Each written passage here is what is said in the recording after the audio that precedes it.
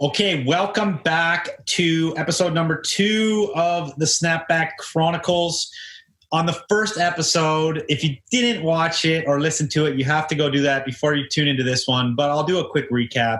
We started at the beginning. We started from buying snapbacks on eBay, Jesse's pop-up in New York with Hoboken Haberdashery, to some of the first original snapback digs, the dig in New York and Brooklyn, and then the first LA dig, and we left off at the first mega dig. Mega dig.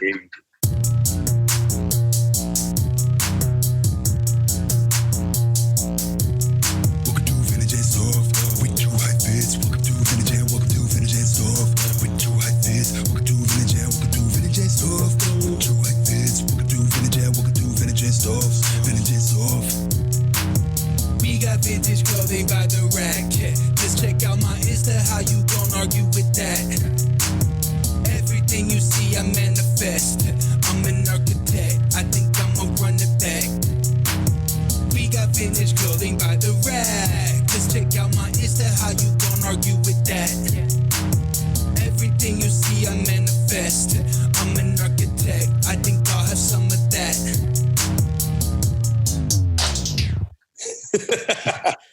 So you found the spot where we left off. It was a major cliffhanger, dude. People were like, yo.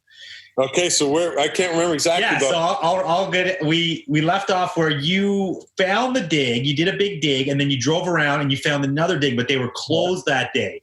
So you went home and you couldn't fucking sleep all night back at the hotel because you were so... Rose Bowl. Oh, yeah, so the Rose Bowl was the next day. Yeah, did the Rose Bowl, made a bunch of cash, went back Monday morning after the Rose Bowl. Yeah. And so let's get into it. Okay. So we went back Monday morning, North Hollywood. I mean, I could say the name of the place, right? It's done. Is it done? Yeah, it's done, dude. Been done for years. Okay. So anyways, guys, the place is called Eclipse Specialties. And in North Hollywood. I'm sure a bunch of you probably have heard of it because it went on to be a much bigger thing. But we were there at the very beginning. We were the first guys. So you came with us, Drew. Yeah. Me, you, and Daniel. And we went in and we asked to talk to the owner. So this polite young lady at the front brought us to the back. But I remember, let's paint this picture. So I remember walking in. Obviously, we said this in the last episode, but the whole frontage of that store had all the logos. What was it? A store? The frontage of the warehouse is like a big fucking building. Yeah, but they had a retail section. Yeah, they had a small retail store. So it still was like, it still had a parking lot. It had all of the logos, Starter, Sports Specialties, Logo 7, all like painted on the wall. Yeah. Outside. Like a lot of those old sports stores did. A lot of any stores, dry goods stores would have like Levi's stuff painted on the side. Dickies. Yeah, all that kind of shit. You walk in, there's like a counter, a wall with hats on the left that was all like new stuff. The floor was covered in racks. Pretty fucking messy place at the time. Like it wasn't a clean, nicely clean store at all. No. Racks of clothing, which obviously we're like thinking there's going to be stuff in there. We weren't sure if there was vintage in there or not. But then all along the back corner, you had like those 6-foot fold-up tables. Yes. And there was they were just full of hats, and they were at like, there was like handwritten signs or something that was like $5 a piece or 2 for 10. I don't know what it was, but there was like, they were cheap on the tables in the back of the store. Cheap. They were fairly cheap. I don't think they weren't super cheap, because if they were super cheap, we would have gone way cheaper. But I'll get to that point, because that was one of my first big fumbles in the Snapback game. Yeah. So obviously we go in, we see them, we know there's hats there, and then it's like, okay, this is big. We got to speak to the owner. Yeah. So they bring us to the back, and we meet Gene, the owner, older gentleman, extremely nice guy. Went on to have a great relationship with him. We actually ended up calling him Gramps. That was our nickname for him. And his son-in-law, Kevin. And there was another guy that was kind of like the point person there, but I forget his name. Anyways, so we sit down with Gene, and what are you guys looking for? Well, we want snapbacks. And he was like, snapbacks? And this is an interesting point, because he was like, oh, you mean adjustables? Because at this point in time, no one was really calling them snapbacks. They were known in the industry. If you're in the hat game or the sports game, licensed apparel game, they were known as adjustable hats as opposed to fitted hats. But we called them snapbacks. Yeah, so snapbacks is a term adopted, a nickname adopted by the community of people that brought them back as a commodity. Yeah, they were not called snapbacks back in the day. When these hats were on shelves at Foot Locker, at your local sports store, when they were being produced, they weren't called snapbacks. They were called adjustables. So, we sat down with Gene and said, look, we want to buy these snapbacks. Oh, adjustables. Yeah, I got tons of them.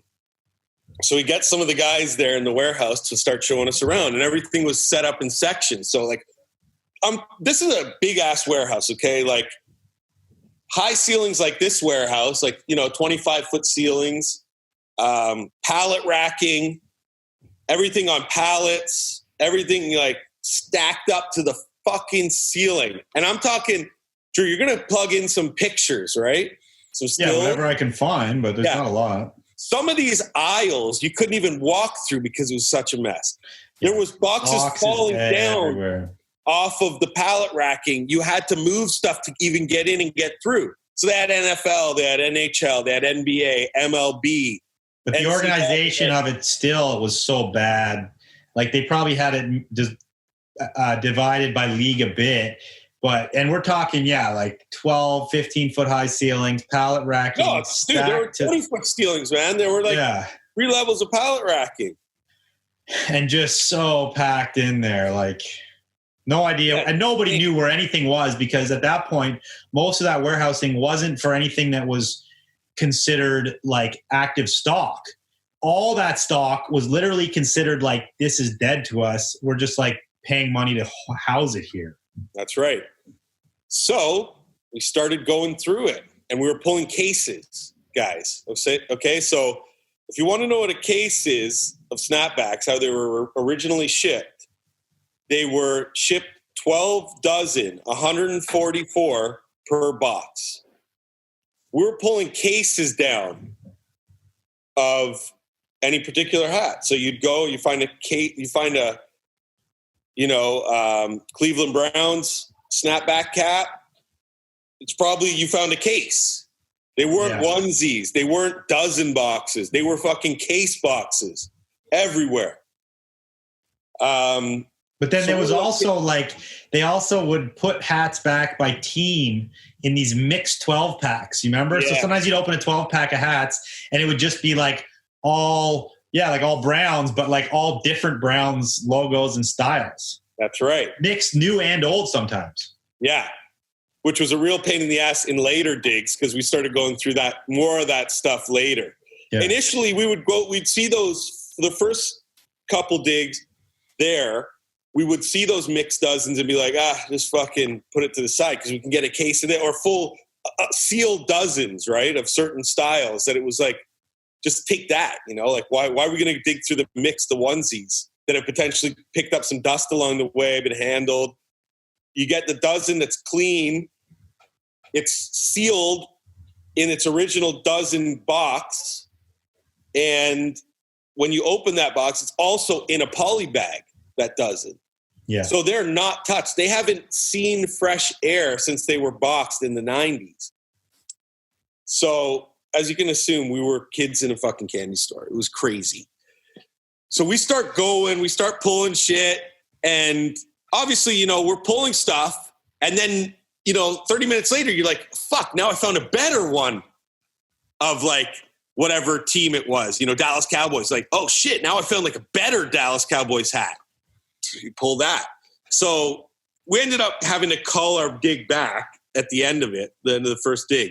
At some point, Gene came out, Gramps, the owner, and was like, so what do you guys think? And I was like, yeah, this is fucking crazy.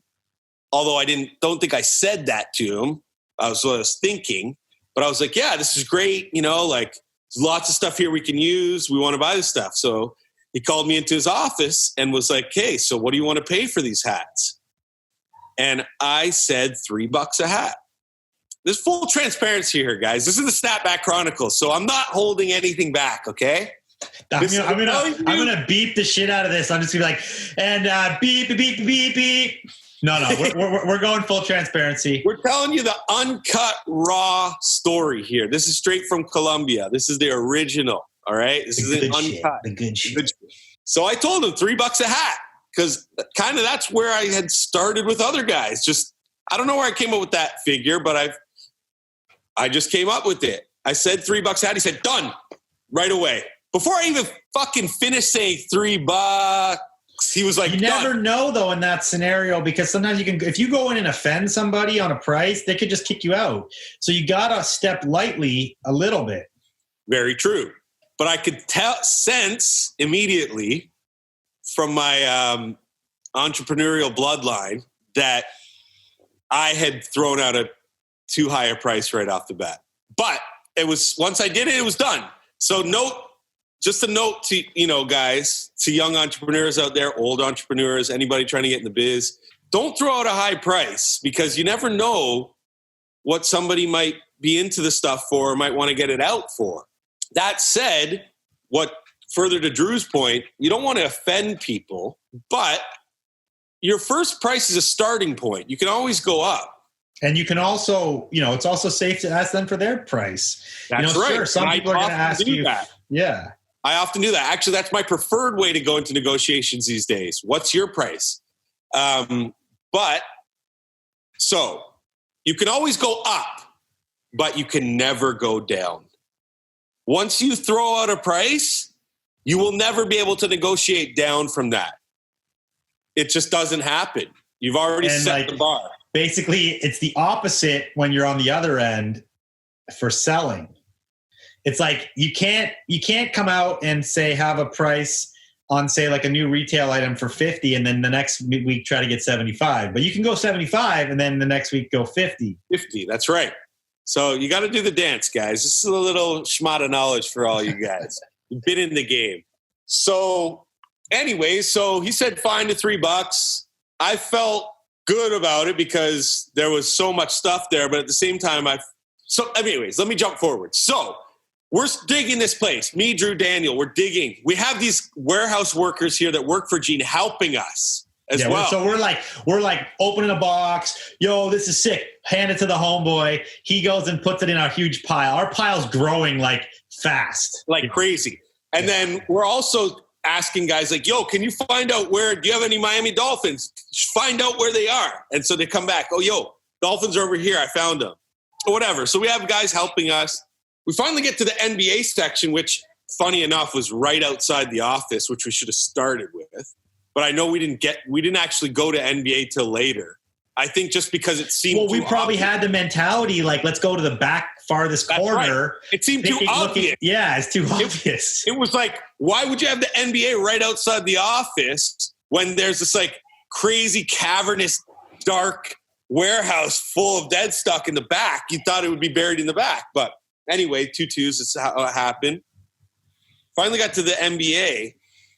And I distinctly remember, for all you script guys out there, because I know there's Snapback people watching this, they had cases sealed, never opened, a lot of NBA scripts. I was living in Toronto at the time, which is where I live now, but I had, later moved to Vancouver for a number of years. So I went right to the Toronto Raptors. I think I bought 2 or 3 cases, 144 each case, Toronto Raptors scripts, snapbacks, white crown, wool with the script. Which on today's market, I don't even know, but I'm guessing that's a $500 hat.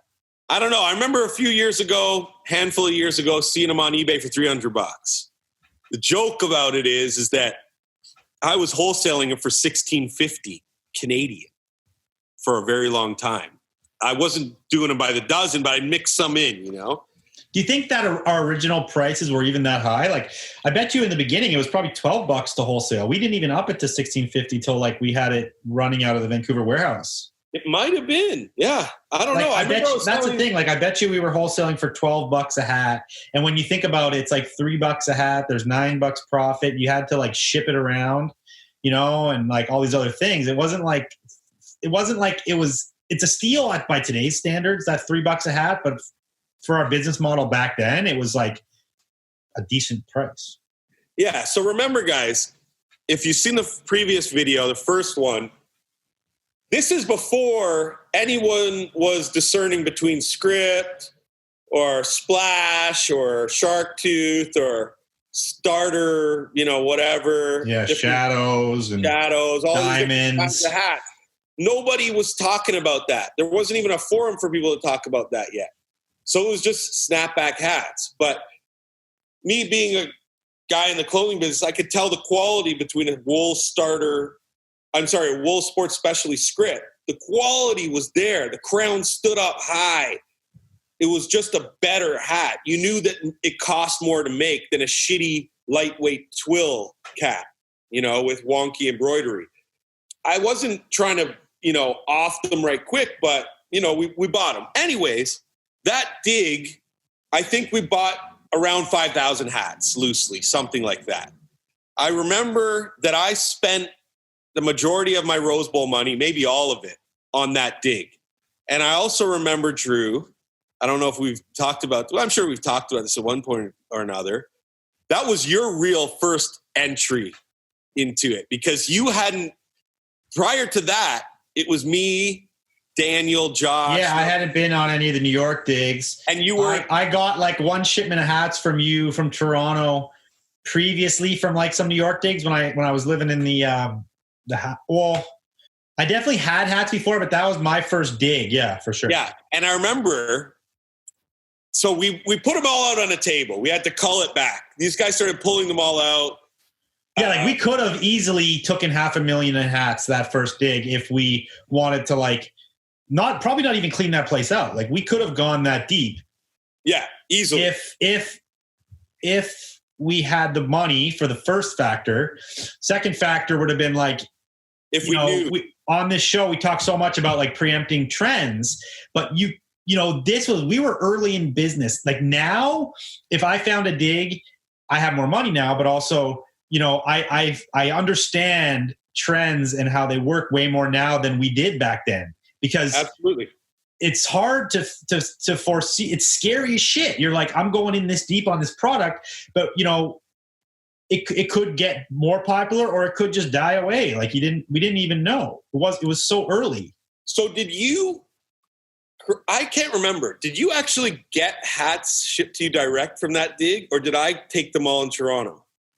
I don't remember. I loosely remember a conversation there at the end of that dig when we had all the hats on the table, and you and I kind of stepped outside and you're like, dude, are you fucking sure about this? And I was like, yeah, dude, like I'm sure about this. And I can't remember if I borrowed money from you, from your Rose Bowl money. Yeah, or if maybe. I think I did. I think I was like, dude, you gotta lend me like a few grand, because it came to considerable amount of money for me at the time. You know, we're talking like 2006-ish. Yeah. So. And the other factor too in this is like, you know, like it was still only hitting in like big urban centers. That's and like right. We couldn't, like we were buying from Pop Moons was on eBay, but he was selling them for fucking dirt cheap. So like there wasn't money to be made on eBay with these hats at that point. No. You had to get them to the right people, or like have them in a pop-up or like some kind of scenario or a store. But it wasn't like you couldn't just Instagram wasn't even fucking invented, dude. That's right. So my only track record for these was New York at this point. Yeah. Because I fucking pissed them out at $30-$40 a hat or whatever it was. Maybe some at 25. But if you're buying them at $3, you're taking $22 home. You're laughing. Totally. It didn't scale to the internet yet because it wasn't the same back then. So, and then you look at like that pop-up, it's like there's a huge cap on what you could have sold, even if you're in New York for like a week. You know what I mean? You're not selling 500 hats a day or even 50 hats a day. You're selling like 10 hats a day or something, right? So that's a good point, Drew, because that's when the intuition kicked in. That was a gut feeling that was like, no, man, this is fucking something. There's something here. And we found this, you know, like we found the mother lode.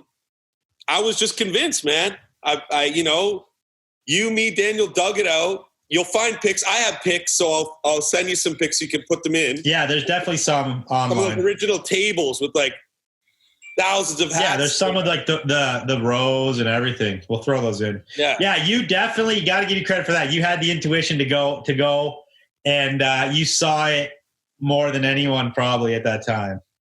Anyway, so we did that dig. I actually, after we saw how much we picked, like when we had it all laid out and we had to start culling it back, I went into Gene's office and just fucking shot my shot, man. I was like, listen, I know I said $3, but I can take way more if you can give me a better price. And he was like, nope. So that's what I'm trying to say, guys. Case in point, you can't go down. Yeah. I just didn't have the money. And even if it would have only worked on that first dig anyway, because we'll tell you how this fucking story plays out year over year, but it was... Yeah. So yeah, more credit to you again for having the intuition on that and like knowing what of a gold mine it was at the time. And one point I want to say is like, you know, this is still so early in the whole game. This is before social media. It's before like there was forums, like your Facebook group, the vintage Snapback hat store or whatever it was, the original Facebook group was like probably one of the first Facebook groups for any kind of like vintage. I would say it was before there was even a vintage group. There was a Snapback group on Facebook. So even for like, when you look at our whole history in the game, right? It was like for the first half of our life in Snapbacks, right? Yeah. Starting with kind of where we're at right now in the story, we bought more than we were selling, always. Oh yeah, I had inventory. Like the basement of my house at the time, which was on Finch, was a fucking little Snapback warehouse, man. Yeah, so it was like we were like, it's like we were in the accumulation of wealth phase of our life, which was like buy more than you're selling because we knew it was good. And that early stage, we were like, you know, I was fucking hesitant, but you were like, we're doing this. And then eventually we're like, we're all like, okay, we're going and buying as much as we can. And we would bring in like pallets, even though we weren't moving them nearly as fast as we were getting them sometimes. And then on the other half, it was like, now these are fucking flying, and then we couldn't find them anymore. That's right. And then to today, we're like you know, part of that, Drew, that scenario was that I was living in Toronto and I was in a you know, hanging out in different cultural groups and like with a lot of like people that were like very urban influenced and, you know, going out to hip hop shows and doing stuff like that where you were doing your thing in Vancouver and Whistler and, you know, snowboarding. So it's just circumstance. It's just the way it went, you know, and that's, you know, super good point. And that's totally true. Vancouver was super sleepy on fashion. You know, even back to that day, like, okay, it's only been the last 5 years that any of these smaller cities have caught up in kind of fashion and what's going on in the world. And that is totally put to social fucking media because nobody knew what anyone was doing. If you were in New York, you only knew what people were doing in the clubs in New York, the shows in New York, how people in New York were dressing. Same for LA, same for Toronto. Now it's like there's finally a scene in Vancouver, but it's only because people in Vancouver now know what fucking people in New York are doing or Kanye's doing or whoever's doing it. And you know, that goes to, and that's a reason for the whole boom worldwide right now in the whole business. Absolutely. You and I were very privileged in those early years to be able to go to LA, you know, 6-8 times a year. I was going to New York. I mean, that's like, would I have known it was such a big thing if I didn't go to New York? No. Yeah. I did a pop-up in New York. They flew. Really? I went out to Canal Street. I saw hawkers like selling them on the street. And even LA was behind New York for a long time. LA was way behind. Way behind.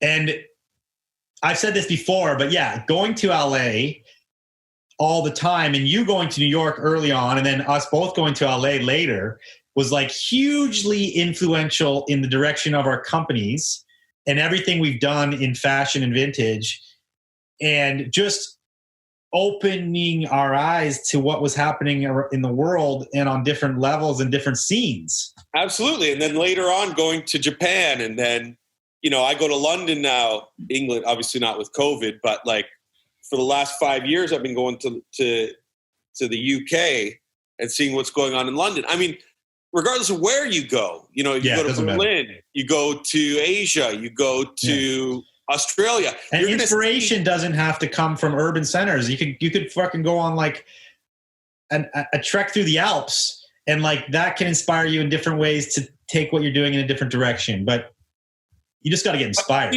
But you'll get the influence and trends if you're going to these more populated areas.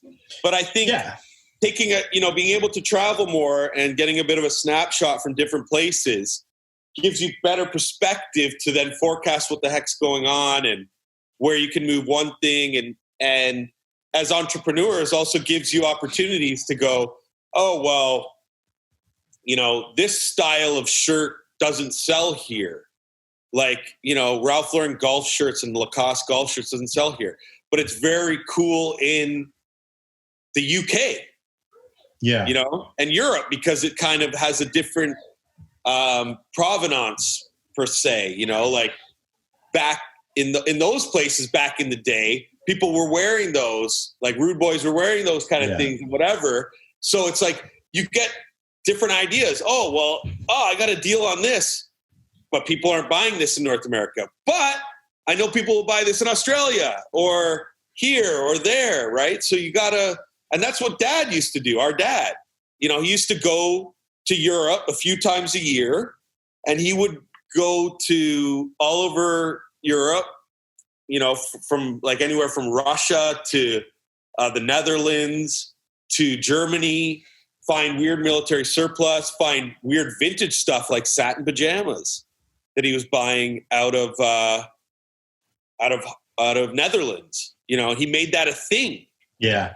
And that's what I mean. Like, he didn't go there to say, see the trend per se. He went there and like brought something back and made a trend of his own. Right. And like, that's something kind of what I was saying about just doing something. It's like, you know, Ralph Lauren one year might go, we want African influence, right? We're going to send our designers to Africa to like really go deep and like take details from that, just as an example. And just that is like inspiration in its own way, or Bali, or like, who knows, whatever. It's just like getting something outside of what you know. And it's also, it's taking that, but it's also opening your mind in different ways that might not be directly influenced, but just like allowing you to think differently. 100%. All right, let's get back to the snapbacks. Piss break. We've now got all the hats on the table. You lowballed Gene and he said no. Lowballed Gene, he said no. My fault, because I should have lowballed him from the beginning. But anyways, you know, he was cool. He sorted it out. You know, we bought him for $3 a hat. I think like I said, we bought around 5,000 hats, give or take 1,000. I don't know. Did we put a bunch away and be like, we're going to come back for these, or what? Put some aside for sure. I think what we did was like a lot of the extras that we had to cull back, we put those aside, you know, just stacked them in cases they put aside. But I will say this again, what you were saying, like we were buying more than we were selling. Another misstep was that I didn't go back quick enough. We didn't go back. Like, it's not like we went back the next time we were at the Rose Bowl. We didn't? No, it was probably like 2 Rose Bowls that we went back because A, money, B, I was sitting on a lot, right? Like I wasn't moving them as quick as I was getting them. And it's like I wasn't made of money at the time. I was like in my late 20s. Yeah, and that's another thing too. When you're fucking young, it was like you're living check to check. You're not thinking about the future at all. You're not thinking. I wasn't. You're not thinking about the future. Looking back on it, it was like I should have called Uncle Ricky, who, by the way, is a lawyer in Boston. If you need legal service, call Uncle Ricky. I should Google search Uncle Ricky. Rick Heifetz. Google search him. He's a big time lawyer. I should have called Uncle Ricky and, pleaded my case and tried to get a loan for another, bunch of money and tried to go back to Gene and buy out a shitload. But I didn't have, I had foresight, but not that much foresight. And I also didn't have that much, foresight into my own future, like setting my own self up. It was more like, I'm just living life. Yeah, I'm making money. I got money in my pocket. I go out to a nice dinner whenever I want, buy a plane ticket when I want, just living, right? And it's funny because when you look at our dad, Dave, which you guys all know, Dave, the Don, he would overbuy. So he was so on the other spectrum of that he bought so much and so like willy-nilly and so not calculated sometimes. But he was also more the Corey Shapiro way of haggling. He was the lowball master. Yeah, so he would get it for dirt cheap, but there was times when he was sitting on like probably millions of dollars in inventory that was dead. Yeah. And then what he would also do is he would buy, and this is in the slight to you, Dad, I love you so much. You've taught us a lot. But he would go to Europe and buy like 10,000 of this little friggin' French army utility bag for a nickel a bag. But then he'd end up spending just as much on storage because he wouldn't be able to move the units, And then he'd end up dumping them all later. Not dumping in the garbage, but dumping them all for little to no profit. Yeah. Just to get out of it, Anyways, so let's continue on with the story. So we bought the hats from Gene. At this point in time, I'm running into my next hurdle, which was like, he's like, where do you want me to ship them to? Remember, guys, we live in Canada. So we have something called customs, right? Like you can't just ship 5,000 to Canada without declaring the value, having to deal with customs, textile declarations, so on and so forth. And I was not, this is early on in my career, and I was not very learned in that area. Customs broker, what? Yeah, what? Textile declaration, what? Dad, what should I do? Ship them to my guy in Niagara Falls, New York. So he had a freight forwarder guy, like, way before, like, what is it called now? Like Click and Ship, or that all the guys use these Chit Chats. Chit Chats, way before Chit Chats. This is the first Chit Chats. The Don had the first Chit Chats, which was like a guy subsequently in his old building on Military Road, which is the old Niagara Falls, New York airport, where Lockheed Martin is and where the rag machine was. He had a Chit Chats there, but like a bigger kind of like mom and pop Chit Chats where you could like do funky shit. You didn't have to worry about it. I organized to ship them to Niagara Falls, New York. And I was kind of like, fuck it. I'll worry about how I'm going to get them over the border later. So I secure the package, get it shipped. And then, so they finally arrived. So the Chit Chats guy in Niagara Falls, New York calls me and he's like, yeah, I got this huge shipment here. Like this fucking couple pallets have arrived, or however much it was. So I went down to Niagara Falls, New York in a truck, drove across the border in a like a rental or some truck or whatever, and drove back. Now, this is like a long ass time ago. I didn't know what the fuck I was doing. I just fucking wrote a fucking invoice to myself, basically, from Eclipse Specialties to myself, because I don't even think I had like a proper invoice, or maybe I did through email, but I didn't have it with me. So I like wrote a fucking invoice for like, whatever cheap price per hat, blah, blah, blah, close out, paid cash, blah, blah, blah. Drove across the border that night. And it was pretty late at night by the time I got there and got it all loaded and got back. Drove across Queenston, Lewiston, actually, Drew, where we used to cross all the time. Yeah. And the customs... Over the river. The customs agent was like, what the fuck is this? Pull in. So I pull in to the... Found the drugs. No drugs. The only drugs were like the joint I probably smoked on the way before I even went across the border. By the way, we'll get into that stupidness later because we used to do some dumb shit across the border. Some shit that would land you in some real heavy fucking water right now. hot water. Anyways, drove back. They pulled me into commercial. I go in. Must have been like the end of their shift or something. It was getting pretty late at night. The lady looked at it and she was like, called the other guy over. They look at it. They're like, what the fuck? Like, this isn't, we don't know what the fabric content is of any of this, where it was manufactured. These are all things, guys, that you need to kind of know when you're doing international shipments of textiles, hard goods, anything. Yeah. But we've learned over the years that the whole system is fucked because there's classifications of used clothes where there's like, we'll get into that later, Drew. But yeah, we'll tell you guys, we've actually won some lawsuits against U.S. Customs and Border Patrol. Hail Canada, hail the Heifetz boys. We've actually won lawsuits against U.S. Customs and Border Patrol. You guys surprised we won lawsuits?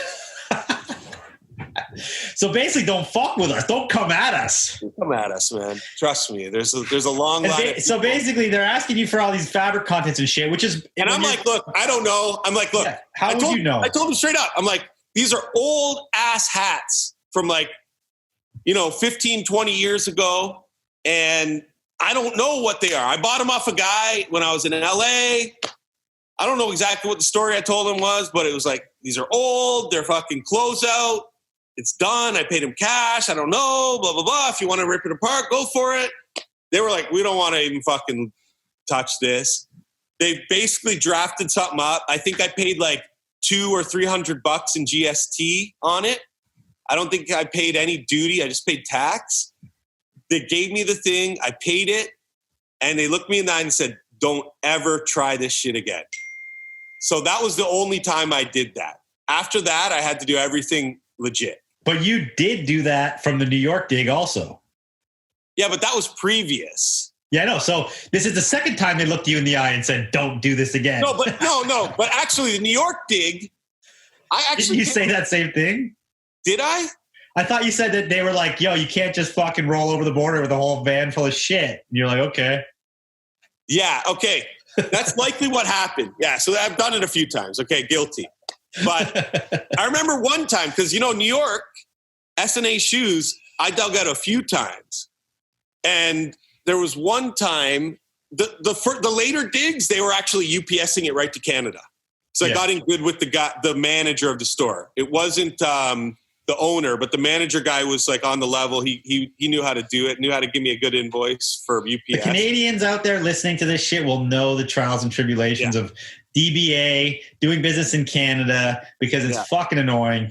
But, funny story about that. I remember one time coming back from New York with a load of shit from S&A, and I gave the guy like a handwritten shit receipt. It was just like a fucking stupid little invoice. And he was like, okay, bye. Didn't even say like, don't do this again. It was just like, okay, later. Never know who you're going to get. Yeah. Depends who you get. So I got the shit back to Canada from Eclipse Specialties, my first real load of hats. It wasn't my first real load because that same weekend, the reason I found Eclipse was from doing that other dig. Yeah. So that weekend actually was a huge score. It was whatever we got from Hats, et cetera, or that place in Encino that led us to Jeans later, that same weekend. Then I got all of those hats from Jeans. So I came home with a shitload of hats. And did we mention this yet? But Jean was selling to Hats, et cetera. And they were acquaintances, right? They were. But she never told you about Jeans. You found Jeans by the drive-by, which we talked about in the last episode. Because she probably was like, I don't want to tell you about Jeans. But hell no. She wanted to off all her hats. And I went back to her numerous times to go through that container, which I mentioned in previous ones. Yeah. In the previous episode. Funny thing, though, Jean definitely wasn't her only supplier because she had a lot of starter hats. And to my memory, I don't think we found any starter hats at Jeans. It was sports specialties, logo sevens, headwear, or whatever it was called with the logo of the world wearing a hat. Yeah. There was all kinds of different, Drew Pearson they had a lot of different brands, but I don't think we found starters, or if we did, we found very little. There must have been another starter distributor. Well, on I mean, for future episodes, we'll get into that. I did find another starter that was in the Bay Area. Another distributor in the Bay Area within a year or two of finding Eclipse. But at that point, it was locked off already, or like they weren't responsive to me, which could have been where the starter hats were coming from. But anyways, she didn't tell me about jeans. Jean didn't tell me about her. It was all by happen chance. So what year? We're still in like 28? No, we're like 06, 07-ish. Yeah, 6 or 7. Sorry about the dates, guys. It's hard to keep it all together, but it was definitely, I think it was 06.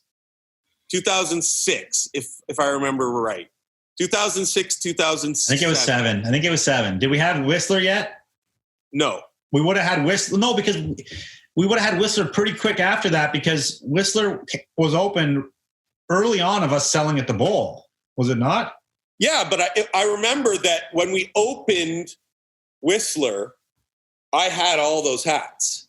Yeah. So it may have been like within a few months. Yeah. May have been like winter, spring 07-ish. Yeah. Sorry, guys. Dates it's Canada, like Canada has legal pot, right? So the memory is a little bit hazy. So now we are at this point where we didn't go back to jeans for a couple months because we had a lot of hats and we were not selling enough hats to be like, we need to get them back there real fast. That's and right. Probably also we didn't have a ton of money because we're probably at this point making like a couple grand a month each, like, or a few grand a month each after expenses. And that was good enough, but it wasn't enough to be like, we're going to invest another 10 grand in snapbacks. No, not at all. When I got back to Canada with all those hats, I hit the ground running. Like, I was already wholesaling vintage clothing to a lot of places. People had started to know me as like the urban vintage streetwear guy that's like pushing this new thing because I had a pop-up in Toronto. I was fucking with a lot of retailers in Toronto, wholesaling stuff. And, I was doing a lot of like nightlife cultural things too. Around that time, I was commissioned by a nightclub in Toronto, the biggest nightclub in Canada at the time. It was called Circa. It was in the old Sony Palladium at Richmond and Peter or whatever. It was huge. It was like a 4-story club with like all these different massive rooms. And they commissioned me to basically curate the hip hop night on the Saturday. So it was presented by like Hoboken and Haberdashery at the time. So I was getting like Team Canada DJs in there. I was getting like Chaos, all kinds of live performances and like guest DJs and shit. I think we had like all kinds of big celebrity DJs coming through and shit. And we were curating it. They were giving me like a flat fee for every Saturday, and then bottle service and like a booth for like me and my homies. So I was like doing a lot of nightlife shit. I'm meeting a lot of people, way, way more than I do now. I'm just a dad now. I don't really go out. So I was very involved. I remember I went to that night once when I came back to visit you. Yeah. And that club was fucking huge. That place was massive. And it had like escalators in the club, 3 stories of escalators, dude. And it was like, there was so many different groups of people there because there'd be a group of people going to like the super techno spot. And then there was people going to the hip hop room. Techno night, the hip hop room. There was all kinds of shit going on. It was like 4 or 5 clubs in one massive club. So because of that, I knew so many people. I started to know all these different people from all these different walks of life, and retailers, movers and shakers, artists, promoters, blah, blah, blah. I hit the ground running with these snapbacks when I came back. I put them in Adrift, which was like one of Toronto's premier skate shops. So it was like skate / bit of streetwear and shoes and skateboards and shit. They're still around. I think the guy's name is Mike. Shout out Mike. Adrift. I was wholesaling snapbacks there. So this is like a streetwear skate shop. They had no vintage except vintage snapbacks because it fit. So I started to, it was like the wheels were turning. It was like, I'm not limited here to like necessarily a streetwear store or a vintage store. We can get into skate shops. We can get into streetwear shops. We can get into all kinds of doors. So I started, soliciting all these places, calling places. So we had them in like Lavish and Squalor, Odyssey, Adrift. Then I started branching out and reaching out to other places that I knew. Like there was a streetwear store in Kitchener-Waterloo area that was carrying them. So I amassed like a handful of really good customers that were moving hats. So I eventually started to move through it quicker and quicker. And it started to get my footing, so to speak. You know what I mean? You know, we had more events come up past that, you know, after like the New York event. And so we're starting to move them through that. But then we opened F as in Frank Whistler, where we like had a whole hat wall. That's where we had our first big hat wall. You know, it started to become a thing at this point. Just trying to. Do you remember like early on, like what celebrities were kind of helping it move forward? Really early on, there weren't a lot of celebrities. I mean, obviously you could name the big ones that like pushed it later on, like Tyga with his Snapback song, and, you know, Mac Miller and guys like that were pushing it later on. Yeah, this was still before that. And it's funny, like back then it was still not cool for like urban or like hip hop celebrities to wear vintage. No, it was all about brands. Designer. I will say this though, summer 2007. So that would have been kind of in this timeline. Hieroglyphics came to Toronto. So the whole Hyro crew, you had Casual, Souls of Mischief, Dell wasn't there, but Pep Love was there. Pretty much the whole Hyro crew, except for Dell, came for this big Hieroglyphics tour. And they had a DJ from the Bay. It wasn't Domino, but Domino was also there. But they had the guy who was like their tour DJ was like this younger cat, Latin cat.